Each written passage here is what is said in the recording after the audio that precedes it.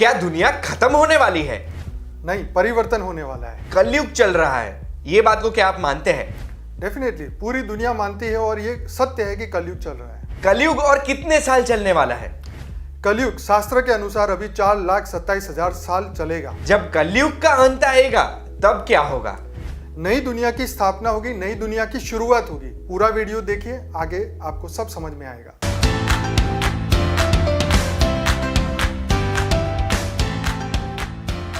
आप देख रहे हैं एक बात कहूं, मेरा नाम है गूंज ठक्कर और आप समझ ही गए होंगे कि आज दुनिया के अंत के बारे में और ये कलयुग, सतयुग, ये सारे युग के बारे में बहुत सारे प्रश्न हैं मुझे।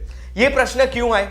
क्योंकि मैं जब श्री अनंत भाई पटेल से मिला था पहली बार, मेडिटेशन को लेकर के एक एपिसोड किया था, तब मैंने इनकी यूट्यूब चैनल देखी, बापूजी दशरथ भाई पटेल, जिस चैनल में पिछले 10 साल से ये मेडिटेशन और योग की तो बात करते हैं, दूसरे काफी सारे टॉपिक्स की भी उन्होंने बात की है। उन्होंने एक बुक भी लिखी है, लाइफ इन मल्टीवर्स, जो paramshanti.org पे जाके आप फ्री ऑफ कॉस्ट इसकी पीडीएफ डाउनलोड कर सकते हैं। इसमें दुनिया के अंत के बारे में इन्होंने काफी सारी बातें कही है, जिस वजह से दुनिया के अंत के बारे में मुझे काफी सारे सवाल हो गए, जो सवाल मैं इनको पूछने वाला हूं। सबसे पहले तो थैंक यू सो मच, आपने मुझे समय दिया। थैंक यू जी। परम शांति। परम शांति। तो सबसे पहला प्रश्न जो मैं आपको पूछना चाहता हूं वो ये है कि प्रूफ क्या है कि अभी कलयुग चल रहा है? देखिए, भारत के शास्त्रों के अंदर कलयुग की निशानियां बताई है और उस निशानियों को हम सब देख रहे हैं। इस दुनिया में क्या हो रहा है?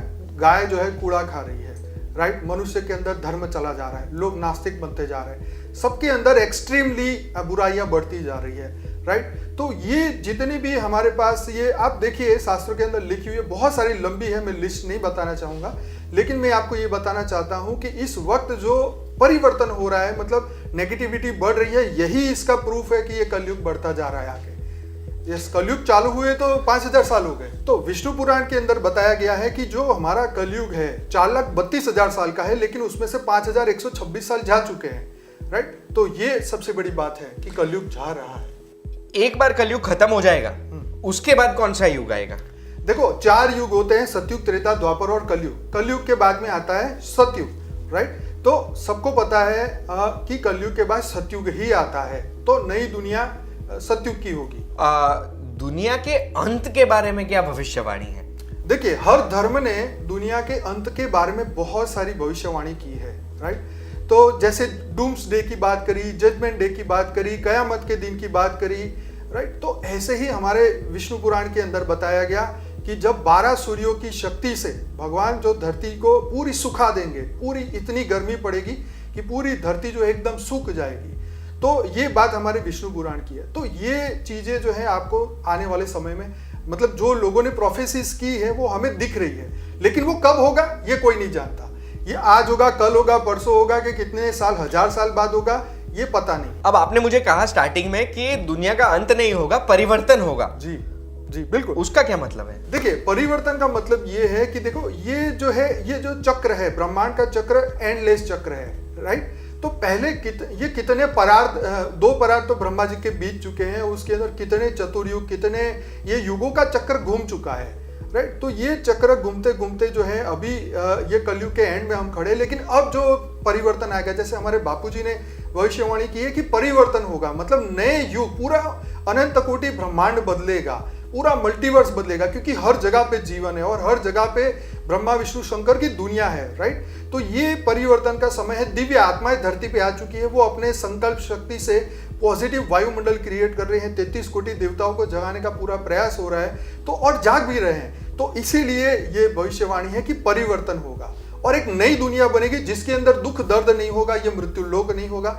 और हम सब सदा के लिए अमर रहेंगे। इसका आप मुझे प्रूफ क्या दे सकते हैं?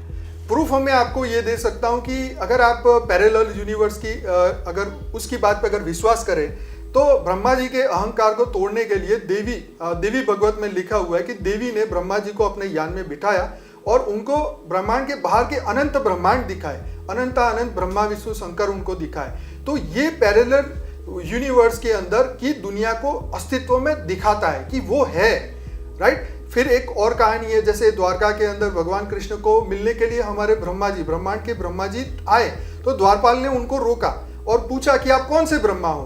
तो वो सोच में पड़ गए कि ब्रह्मा तो मैं एक ही हूं, तो ये किन की बात कर रहा है? तो फिर उन्होंने भगवान कृष्ण ने अनंत ब्रह्मांड ब्रह्माओं को बुलाया, तो कोई 5 मुख वाले थे, कोई 10 मुख वाले, कोई 1000 मुख वाले, कोई लाख मुख वाले थे। तो इतने सारे ब्रह्मा जी जब धरती पे आए तो हमारे ब्रह्मांड के ब्रह्मा जो है वो सोच में पड़ गए कि इतनी बड़ी दुनिया है, इतना बड़ा गजब है। तो ये बता रहा है कि कुछ ऐसी दिव्य आत्माएं होती हैं, उनको परिवर्तन का पहले से ज्ञान हो जाता है कि अब समय बदल रहा है, राइट। तो वो जागृति उनके अंदर आती है और वो उसके अनुरूप कार्य करते हैं। तो इसीलिए ये परिवर्तन की बात कही कि अब क्योंकि दिव्य आत्मा इस वक्त इस ब्रह्मांड में आ चुकी है, इसीलिए ये परिवर्तन का समय आ चुका है। तो आपके अनुसार आपको क्या लगता है कि परिवर्तन होगा, उसके बाद क्या होगा, दुनिया के अंत के बाद क्या होगा? देखो, ऑब्वियसली कि एक पुरानी दुनिया खत्म होती है तो नई दुनिया आती है। मान लीजिए कि इस वक्त धरती पे 700 करोड़ लोग हैं एज ए ह्यूमन, मनुष्य को हम गिने तो जब एक नई दुनिया, तो सतयुग में इतनी सारी पॉपुलेशन नहीं थी, राइट। सतयुग के समय में बहुत कम पॉपुलेशन थी, फिर त्रेता में थोड़ी और बढ़ी, फिर द्वापर में थोड़ी और बढ़ी और कलयुग में 700 करोड़। तो जो दिव्य आत्माएं हैं वो फिर से उनको पहले तो वो मोक्ष का समय, जो शिव ने ये ब्रह्मांड को बनाया, वो शिव इस ब्रह्मांड को अपने अंदर समा देगा। जितनी भी आत्मा है उनको पहले अपने अंदर समा लेगा, फिर जो आत्मा जिस योनि में है उस योनि में उसको वापिस, जब नया ब्रह्मांड बनाया जाएगा तब उनको वापिस धरती पे लाया जाएगा जिस योनि में वो है। मान लीजिए कोई आज गधा है या कुत्ता है या कोई शेर है, तो वो जो जीव है वो फिर से उसी तरीके से आएंगे, लेकिन टाइम पे आएंगे। मान लीजिए डायनासोर की बात करें तो डायनासोर भी थे और वो फिर आएंगे, लेकिन वो समय बदल जाएगा इस धरती के ऊपर, क्योंकि धरती को बने 400 करोड़ साल से ज्यादा टाइम हो चुका है, जो कि साइंस भी बोलती है कि 400 करोड़ साल हो चुके हैं, क्योंकि हमारे शास्त्रों में लिखा है। तो कयामत के दिन की जो आपने बात कही, वो जजमेंट डे या कयामत के दिन पर आपके हिसाब से किसे सबसे ज्यादा पीड़ा होगी, कौन सबसे ज्यादा सफर करेगा? देखो, जैसे नास्तिक लोग बोलते हैं कि भगवान नहीं है, भगवान नहीं है, और अचानक भगवान सामने आ जाए तो उसको लगे मेरा जीवन तो वेस्ट हो गया ना, मैं तो क्या क्या सोचा था और क्या हुआ है। हर मनुष्य ये सोचता है कि मैं क्या सोच रहा हूँ और क्या हो रहा है, राइट। जब वो गलत ठहरता है तब उसको दुख पड़ता है।